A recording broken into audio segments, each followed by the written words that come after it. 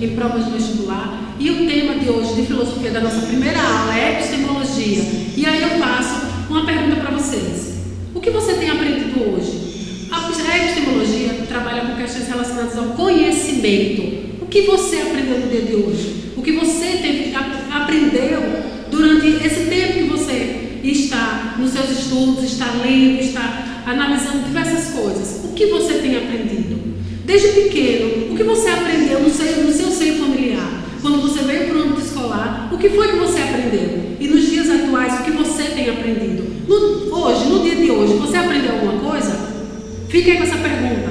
A epistemologia trabalha com esse conceito de conhecimento e a gente vai trabalhar hoje aqui, ao longo do tempo, como o homem vem aprendendo a conhecer. Então não se espante se eu falar um pouquinho de história, porque a história e a filosofia estão entrelaçadas, estão unidas, estão juntas. E aí nós vamos falar um pouquinho sobre esse objeto que é a epistemologia, trabalhar com conhecimento, e o foco da filosofia é justamente esse, trabalhar com conhecimento, gerando assim ciência. Então o primeiro ponto que vocês precisam entender e aprender nessa aula de hoje é que a epistemologia trabalha com o conhecimento do homem. E o foco da filosofia, onde é que a filosofia entra nisso? O foco dela é a ciência. E quando a gente fala de ciência, a gente fala nesse homem está aprendendo, nesse homem está recorrendo a diversas formas e maneiras de aprender alguma coisa. Você tem aprendido o quê na sua casa, no dia de hoje? Nesse próximo slide, a gente pode observar aí a distinção da filosofia e da ciência. Aonde é que ela se aproxima? É muito fácil pensar, criticar, raciocinar, falar conceitos filosóficos, mas a ciência, onde é que ela entra? Em que ponto ela entra na filosofia? É a filosofia que rege todo o processo científico. Não existiria ciência sem filosofia. É a filosofia que vai reger todo esse processo. Veja aqui nessa tabela, foca aqui, por favor. Distinção com ciência. Método. Nós temos aqui, a filosofia trabalha com o objetivo, contemplar a verdade, somente a verdade. A filosofia trabalha com um objeto específico, o todo. E quando nas aulas de filosofia eu falo para vocês que a filosofia ela abrange diversas áreas, e todas as áreas possíveis e inimagináveis, vocês podem crer que é verdade. A filosofia ela trabalha com qualquer tipo de objeto.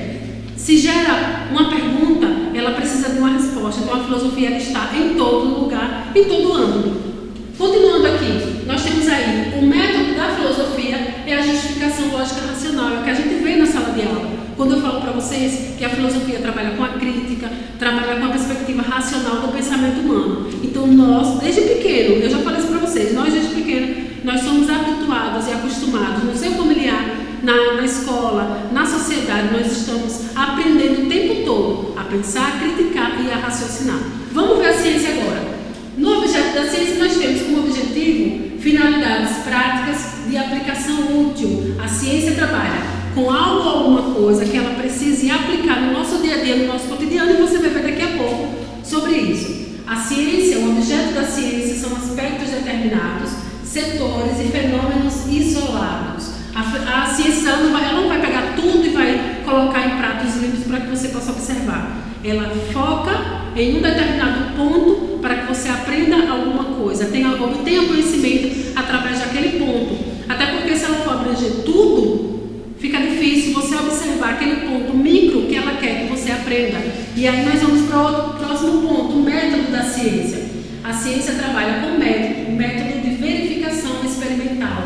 Ou seja, o que eu quero dizer com isso? A filosofia trabalha com a questão crítica, racional, e a ciência trabalha com a parte experimental, a prática da coisa. A filosofia trabalha com o pensamento. Eu estou pensando em determinada coisa, em fazer algo, alguma coisa para alguém. A ciência trabalha com a questão prática. Vamos fazer, vamos experimentar, ok? E eu coloquei como exemplo o remédio.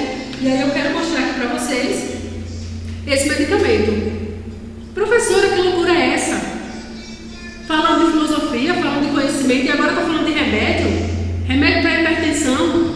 Isso mesmo. Eu quero mostrar para vocês que a ciência ela trabalha com esses métodos para que esse tipo de recurso medicamento ele possa servir em alguma utilidade para algum processo, algum período de problemático que o ser humano esteja passando. Isso foi observado na ciência ao longo do tempo, na filosofia, que o ser humano, que aquele corpo ele precisa de determinada de algo para que ele possa ter uma funcionalidade melhor ou para que ele possa ser corrigido algum problema. E a ciência vem e aplica, procura algo ou alguma coisa para que aquilo possa ser desenvolvido para que o ser humano ele possa viver de uma forma satisfatória, sanando aquele problema. Exatamente, sanando aquele problema. É por isso que eu mostrei o medicamento. E aí eu quero que vocês vejam aqui no slide como vai sanar esse problema. A gente falou do medicamento, esse medicamento losartano é um medicamento indicado para pressão arterial. E de onde vem isso? Aqui a bonitona vem aí da cobra, o veneno da cobra. A ciência descobriu que através do veneno da cobra é possível fazer um medicamento que corrigisse aquele problema no ser humano. E aí você vai me dizer que isso não é ciência? Aonde entra a filosofia, onde entra a ciência nisso? Entra em tudo. Tudo que está ao nosso redor, a filosofia trabalha nessa perspectiva de tudo. Tudo que está ao nosso redor, a ciência se preocupa em fazer diversas coisas. Eu citei apenas o exemplo do medicamento, mas no dia a dia a gente vê essas particularidades e esse tipo de situação acontecendo de forma eficiente e eficaz no nosso dia a dia, no nosso cotidiano. Vamos lá? Continuando aí, então a filosofia trabalha com as formas de conhecimento, que são essas aqui: fenômenos e práticas, saberes humanos, e nós temos uma produção acadêmica. O que quer dizer isso, professora? Eu já falei para vocês nas aulas e vou frisar. Isso aqui nada mais é do que o conhecimento científico e o senso comum. E professora? É sim. Eu falei para vocês que o senso comum, ele não tem nenhuma rigorosidade científica e qualquer pessoa ela pode trabalhar com essa perspectiva do senso comum. Vocês lembram do chá de boldo? Pois é, o chá de boldo ele está concentrado nessa particularidade do senso comum. O chá de boldo ele não precisa de comprovação científica para saber ou para provar para você que ele é bom, não. Se para dores abdominais o chá de boldo funciona e é legal, pronto, isso passou de geração em geração. E hoje nós tomamos diversos tipos de chá porque a mãe da gente, a avó da gente falou: olha, esse chá é bom para isso. Então o senso comum trabalha com essa perspectiva. É algo que é passado de geração em geração e não precisa de comprovação científica. Qual a diferença do conhecimento científico, professora? A diferença é que no conhecimento científico exige uma comprovação, como o nome já diz, uma comprovação científica. Ela não pode ser, eu acho que é aquilo, então vamos colocar no mercado. De jeito nenhum. O medicamento ele passa por diversos processos de aprovações para chegar no processo final e ser aprovado. Aí sim é aprovado como um estudo científico, certo? E aí nós temos aí na tela essa produção acadêmica, organização, registros e análise de informações. Isso concentra no conhecimento científico. E o conhecimento popular, ou chamado também de senso comum, é aquele senso que não precisa de comprovação científica alguma para obter algum resultado. E aí nós vamos passar aqui falar da Revolução Neolítica, porque vocês já sabem o que é isso. O que eu quero, em que ponto eu quero chegar? Agora eu pulei para a história, que ponto eu quero chegar? Os homens pré-históricos, eles passaram por um processo extremamente árduo, mas eles passaram também por um processo de transformações. O homem pré-histórico, ele é um ser que ele vai à procura do seu alimento e leva lá para o seu local onde ele vive. Só que isso não é um local fixo, ele precisa ir para outros locais para procurar alimento. A partir do momento que aquele cara, lembra do desenho? A partir do momento que aquele cara come aquela fruta, a semente cai ao solo e tempos depois aquele cara volta naquele lugar e percebe que ali germinou ali uma árvore e frutífera, ele começa a observar, e como eu coloquei no quadro, lembra da palavra que eu coloquei? Quando o cara chega lá, oxente, não tinha árvore de árvore aqui, como foi que isso floresceu? Ele percebeu que aquela semente que caiu no solo, que ele deixou cair no solo na hora que estava se alimentando, ela germinou e agora ele tem mais outras árvores frutíferas. O que eu quero dizer com isso para vocês? O homem passou por um processo de tecnologia, o homem passou por um processo de transformação e esse homem agora, ele vai fazer uma revolução dentro da história, porque agora ele não precisa mais procurar alimento, ele mesmo vai cultivar o próprio alimento dele. Isso vai fazer com que aquela sociedade em que ele vive, aquela comunidade, ela comece a crescer, porque ele não precisa sair do lugar que ele vive. Ele vai se fixar, principalmente, rios e ele vai dali obter o alimento dele, cultivar, plantar árvores frutíferas, e a partir de então ele vai começar a crescer, expandir os seus domínios. E a partir desse contexto que as civilizações dentro da história, elas começam a ter amplitude. Chega a Mesopotâmia como um título de primeira cidade, porque a cidade está crescendo muito, e até então tem um aglomerado de pessoas, e aí esse aglomerado se transforma na Mesopotâmia, a primeira cidade, e consecutivamente nós vamos ver o Egito, os fenícios, os persas, os gregos e os romanos, ok? Observe aqui, para a epistemologia, nós temos aí o foco de Platão. Qual é o foco de Platão nesse momento? Ele fala sobre a epistemologia e ele diz que a epistemologia é um conhecimento justificado. Esse conhecimento justificado aqui, que ele tanto fala, lá na Grécia ele já batia e falava sobre esse conhecimento justificado, é um conhecimento que, se eu aprendo aquilo, eu vou colocar em prática aquilo. Não é um conhecimento vazio, não é um conhecimento vago. Eu aprendi alguma coisa, ele é justificado. Se eu perguntar para você, o que você aprendeu hoje, você sabiamente vai me responder. Hoje eu aprendi a fazer tal coisa. Tem justificativa ou não tem? Tem justificativa sim. Em contrapartida, nós vamos ver aí a crença, a epistemologia e a crença, elas são opostas. Quando eu falo de crença, eu falo em algo que uma pessoa acredita e que outra pessoa também pode acreditar, em algo oposto. Eu acredito em uma coisa, mas outra pessoa acredita em outra coisa. Tem comprovação científica? Aquilo é exigido de forma coerente e correta? Não. Então eu tenho a epistemologia de um lado e eu tenho a crença do outro. Qual é a composição delas? A epistemologia trabalha com a perspectiva de justificativa. Eu conheço alguma coisa porque eu busquei isso e por isso eu justifico. A crença, ela não tem essa comprovação nenhuma. Eu acredito em uma coisa A, outra pessoa acredita em uma coisa B e outra na C. Nós não acreditamos na mesma coisa, certo? Continuando aí, nós vamos falar sobre a epistemologia, as duas posições que ela provoca. Primeiro, a empirista e a segunda, a racionalista. Quando eu falo de empirismo, eu estou falando especificamente de prática. Não esqueça essa palavra, adora cair em provas. Empirismo ou empírico está relacionado com experiência. Você aprendeu alguma coisa através da experiência. Não foi porque você leu algum livro, foi porque na prática você fez aquilo, certo? E aí eu quero botar um exemplo, quero colocar aqui um exemplo de uma bicicleta. Foca aqui, Vitor, na bicicleta, nessa bicicleta aí, infantil. Observe que na bicicleta nós temos esses pneus atrás, que fazem com que a criança se sinta segura e ela não caia, até porque ela não sabe andar de bicicleta. Se eu chegar para alguém e falar assim, olha, andar de bicicleta é desse jeito, você precisa colocar as mãos no guidão, você precisa fazer assim. Essa pessoa, me responda aí, essa pessoa vai saber andar de bicicleta? De jeito nenhum. A bicicleta a gente aprende na prática. O pai compra uma bicicleta e deixa a bicicleta lá encostada e diz, filho, agora você vai aprender a andar de bicicleta. Pode ir, é toda sua. Ele vai aprender a andar de bicicleta só? Dificilmente. Nós temos esse apoio, enquanto criança nós temos esse apoio das duas rodeiras atrás.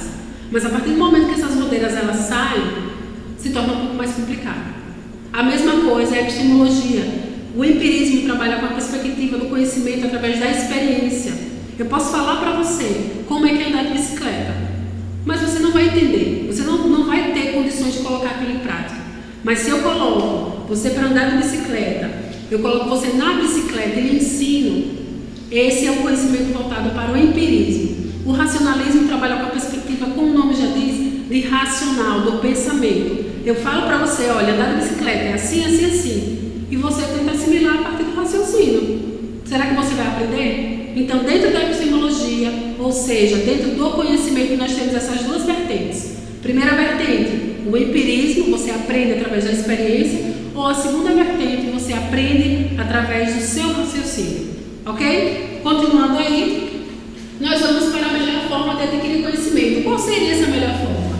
Nós temos aí o método de indução, com John Locke, falando sobre empirismo, e nós temos aí o método de René Descartes, falando sobre a dedução, um processo investigativo. Lembrem sempre dessas palavras, indução e dedução. Quando eu falo de indução, eu estou falando do empirismo, de saber como fazer, saber aprender na prática. Quando eu falo de dedução, eu estou falando de um processo investigativo, de do método que eu tenho que aprender através do racional e não da prática, ok? E aí eu falo um pouquinho sobre a ciência na antiguidade, como essas tecnologias, como era possível aprender as coisas naquele momento.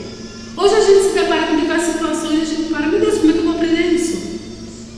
E nós estamos rodeados de tecnologia, inclusive nesse momento, mas quando a gente volta nas primeiras civilizações, a gente para, como é que esses caras fizeram isso? E aí nós vamos ver agora. A técnica era um saber empírico ligado às práticas necessárias à vida. Nada tinha a oferecer nem a receber dela. Eu disse que as práticas estavam ligadas à vida. Se aquele cara estava precisando fazer alguma coisa naquele momento, se ele tinha necessidade daquilo, ele foi atrás daquela necessidade e a partir daí ele descobriu alguma coisa, com isso ele aprendeu. Ele não foi atrás do conhecimento simplesmente porque ele queria. Eu acho que hoje eu quero aprender um processo de mumificação, eu quero aprender a fazer isso ou aquilo. Não. Ele conheceu algo através da necessidade da vida dele. Foi o que eu falei anteriormente quando a gente falou da pré-história. Lembram? Quando a gente fala desse processo da pré-história, esse cara não sabia que ele ia desenvolver uma técnica extremamente valiosa para todas as civilizações, ou a maioria delas, que eram técnicas de agricultura. Mas esse cara, ao comer esse alimento, onde a semente caiu ao solo, ele pôde perceber que ali alguma coisa diferente tinha.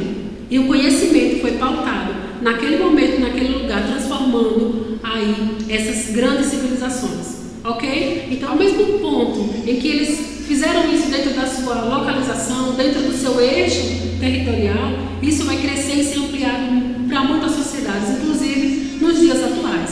Então, preste atenção, entendam esse processo de epistemologia como processo do conhecimento. Esse processo do conhecimento ele se dá de duas formas, através da forma empírica e através da forma racionalista. Ok? Nas primeiras civilizações nós vamos ver esse desenvolvimento acontecer paulatinamente. E é a partir dessa imagem que vocês vão observar a questão da ciência dentro da antiguidade. Nós temos aí o processo de mumificação, um processo tão estranho que acontecia no Egito. Mas esse processo, nós só temos tecnologia que temos hoje na área da ciência, da saúde, por exemplo, por conta do processo de mumificação, onde no faraó era retirado todos os órgãos abaixo do abdômen, exceto o coração, e todos esses órgãos eles ficavam dentro de vasos, estavam relacionados com Deus. O cérebro era retirado pelo nariz com agulha, lembram disso? E esse processo vai fazer com que esses caras peguem esses órgãos posteriormente e comecem a se interrogar. Para que serve isso? Isso aqui é arredondado, o fígado, por exemplo, para que serve isso? E eles comecem a se aprofundar nesses órgãos e comecem a entender o funcionamento do corpo humano. Então hoje nós temos essa tecnologia maravilhosa, onde você, se estiver sentindo uma dor, por exemplo, em determinada parte do seu corpo, você não precisa ir no médico geral, você já pode ir no médico especialista naquela área, porque você está sentindo aquilo e tecnologicamente teve pessoas preparadíssimas para cuidar daquele caso específico. E isso foi justo o processo de mumificação que aconteceu lá no Egito, ok?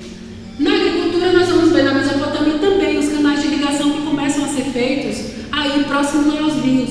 Lembre, Mesopotâmia, Rio Tigres, Rio Eufrates, nessas proximidades aí, o homem não tinha condições de pegar água no local distante, então ele cria os canais de irrigação para que essa água chegue em pontos mais distantes, para que ele possa cultivar a terra naqueles determinados locais, ok? Na modernidade a gente vai perceber que essa ciência ou esse conhecimento do homem ele começa a ser ampliado, e aí nós temos aí a revolução científica, o modo de pensamento agora do homem, as mudanças de pensamento em relação à terra. Lembram? A terra era quadrada e na expansão marítima, se o homem viesse navegando, ele poderia cair no abismo profundo e monstros marinhos podiam comer ali, engolir o barco e fazer uma tragédia. Por quê? Havia muitos relatos que homens saíam para o mar, mas não retornavam. Então, as pessoas acabavam mirabolando muito essas coisas, ok? Então, nós temos aí, na modernidade, essa mudança de pensamento.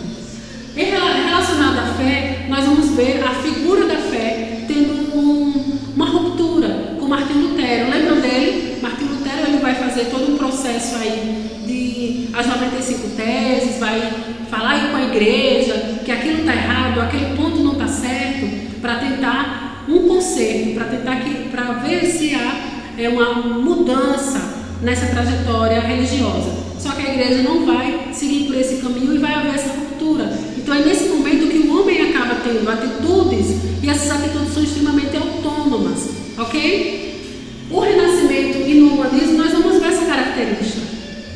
Nós vamos ver essa revalorização do homem no humanismo. Nós vamos ver no renascimento o florescimento de tudo que foi feito lá atrás.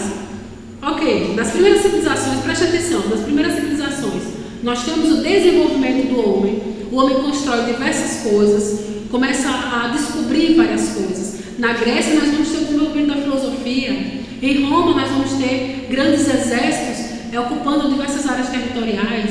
Na Mesopotâmia nós vamos ver várias técnicas de irrigação. No Egito nós vamos ter o processo de mumificação. O homem começa a aprender diversas coisas, mas quando chega na Idade Média há uma ruptura. E esse homem para de produzir tudo isso. Quando chega na modernidade, esse homem agora começa a querer que haja uma volta ou uma revalorização daquilo que foi produzido na história antiga, nas primeiras civilizações. E a partir desse momento do renascimento, principalmente da cidade da Itália, começa a haver uma revalorização da cultura, da arte, da produção que esse homem fez com suas próprias mãos. E com sua mente, com seu raciocínio de fazer, de evoluir, de mudar, de pensar, de criticar e de raciocinar. Ok? E aí nós temos aí um líder do empirismo, onde ele diz: saber é poder. Francis Bacon, ele é um empirista e ele acredita que o homem ele aprende através das experiências, no dia a dia, vivenciando. E aí nós temos um outro aí chamado René Descartes, onde ele é o contraponto, é o oposto, ele é racionalista. E aí ele diz: a ciência deve nos tornar senhor da natureza. Ok? Na contemporaneidade nós já vamos ver aí Immanuel Kant, impulsos promovidos pelas transformações. Observe quantas coisas já passaram, quantas mudanças já ocorreram dentro da história.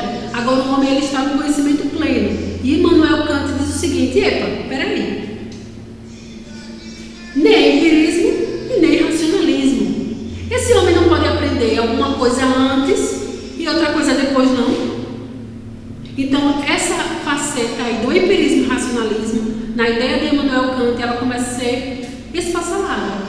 A nova ideia começa a surgir, que é essa ideia, olha aqui, a priori e a posteriori. Nós vamos ter conhecimentos relacionados sim ao empirismo e ao racionalismo, mas Immanuel Kant ele defende que o homem ele pode conhecer sim conhecimentos primeiros e conhecimentos posteriores, ok? E aí nós temos esse exemplo aí que eu trouxe para vocês: conhecimento a priori e conhecimento a posteriori. Nós temos aí um gráfico e nesse gráfico o aluno tem o primeiro contato com o gráfico. Qual é o primeiro contato que você tem com a matemática? Você não teve o primeiro contato? Então o que você pode tirar desse primeiro contato? Da matemática, da ciência, da biologia, da química, da física? Qual é o primeiro contato que você teve com ele? E aí nós temos o segundo contato, onde o menino, observa aí, onde mostra o menino já com o livro fazendo o exercício. Então nós temos um conhecimento a priori, um conhecimento tido como racionalista, porque o menino pega o livro, ele olha aquele gráfico e ele pensa alguma coisa. Então ele está raciocinando. Mas depois o menino pega aquele livro, a partir do conhecimento, ele vai responder, fazer aquele gráfico, resolver aquela questão ali. Então esse conhecimento pós é um conhecimento voltado para o empirismo. Porque ele não fez o cálculo. Ele aprendeu, alguma coisa não aprendeu, ele não vai desenvolver esse cálculo em outros momentos, com certeza. Então nós temos aí o conhecimento a priori e a posteriori, como Immanuel Kant ele afirma. E aí nós temos uma questão sobre a questão do conhecimento na filosofia kantiana, Immanuel Kant, a gente falou agora. É correto afirmar que, letra A, o ato de conhecer se distingue de duas formas básicas: conhecimento empírico e conhecimento puro. Letra B, para conhecer é preciso se lançar ao exercício do pensar conceitos concretos. Letra C, as formas distintas de conhecimento descritas na obra Crítica da Razão Pura são juízo universal e juízo necessário e suficiente. E letra D, o registro mais contundente prudente acerca do conhecimento se faz a partir da distinção entre dois juízos, a saber, o juízo analítico, o juízo sintético ou o juízo de elucidação. Com base no que eu falei para vocês aqui, qual alternativa aí seria a alternativa correta? A gente viu aqui, logo no finalzinho, Immanuel Kant falando sobre essa perspectiva do conhecimento do homem. Que tipo de conhecimento está abordado ali? Na letra A, B, C ou D? Se você está apostando aí na letra A, você acertou. O conhecimento relacionado com Immanuel Kant, ele acredita que ele é a priori e a posteriori. O homem ele aprende no início e no fim, de forma racionalista, pensando, ou de forma empírica, aprendendo. Ok? E aí nós temos aí nossa atividade avaliativa, capítulo 2, páginas 20, 21, 22 e 23. E eu encerro aqui a aula de hoje. Bons estudos. Fica com Deus. Tchau, tchau.